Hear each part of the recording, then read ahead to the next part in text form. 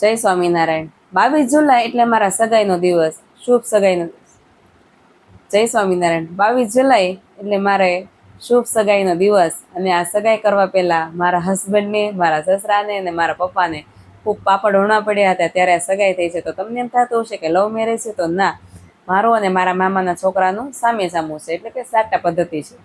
તો પાપડ એટલે વણવા પડ્યા કે સાસુ મને કેન્સર હતું, જે મેં આગળના વિડીયોમાં કીધું જ છે। એટલે મારા પિયરના લોકોએ અને મારા ગામના લોકોએ એમ કીધું કે ભાઈ ત્યાં સગાઈ ના કરતા, કારણ કે એ જે છોકરો છે એની મમ્મી બીમાર છે અને માથાના વાળ જેટલું લેણું છે, એટલે ત્યાં સગાઈ ન કરો તો સારું, તમારી છોકરીને ખુશ નહીં રાખી શકે, તમારી છોકરીના સપના નહીં પૂરા કરી શકે અને તમારી છોકરી ખુશ નહીં રહી ઘરમાં।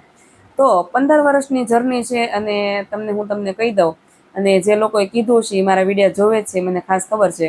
તો એ લોકોને મારો વળતો જવાબ છે, સાંભળો। 15 વર્ષની અંદર આજે મને જવાબ દેવાનો મોકો મળ્યો છે, હું તમને જવાબ પણ આપી દઉં।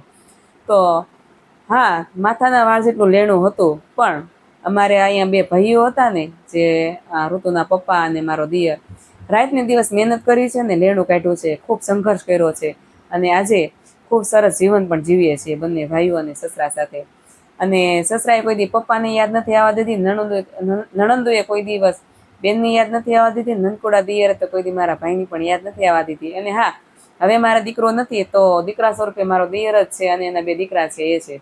તો એટલું સરસ અનલિમિટેડ મને પ્રેમ મળ્યો છે, અનલિમિટેડ બધી છૂટ મળી છે। જે બધું હું કહું એ બધું અનલિમિટેડ જ છે, મતલબ જીવન જીવવામાં જે આવતી હોય જવાબદારી, મર્યાદા, બધું અનલિમિટેડ જ છે। તો મને જે આ રૂપિયાવાળું મારા પપ્પાએ મારા માટે ગોતું હોત તો શાયદ મને ના પણ મળી શક્યું હોત, કારણ કે અત્યારે તમે જોવો છે રૂપિયાવાળા લોકો હોય છે શું કરે છે, બધા નહીં પણ જે કરે છે એની વાત છે। તો જે ઘરમાં મને બધી છૂટ મળી છે અને જે પવિત્ર ઘર મળ્યું છે, જે મારી સાસુમાં પવિત્ર મંદિર મૂકીને ગયા છે, એની અંદર જે પવિત્ર સદસ્યો છે એ મળ્યા છે, અને એ બધું અનલિમિટેડ પાછું।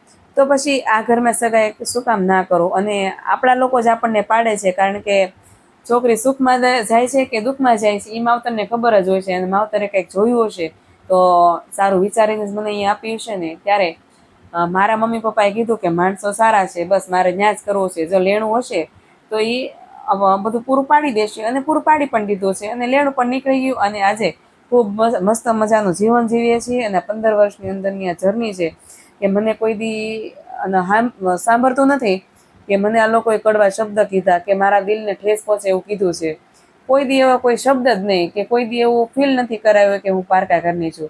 હા, હું મારા પપ્પાની ઘરે અત્યારે જાઉં મારા પિયરમાં, તો અઠવાડિયું ન થાય તો મને એમ થાય કે હું મારી ઘરે વહી જાઉં।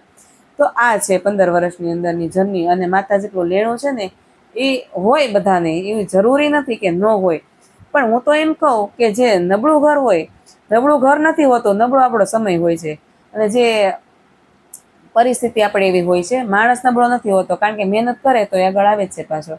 તો ખરેખર આજે એની મહેનત છે રંગ લાવી, અને જે લોકોએ કીધું હતું તો એ લોકોને મારા સલામ છે। અને તમે મને કીધું છે કે લેણું છે તો હશે, પણ લેણું આજે છે તો એ લાગણીનું લેણું છે હો અમારે, અને એકબીજા પ્રેમ કરીને ખરેખર એ લેણામાં બંધાઈ ગયા છીએ અમે।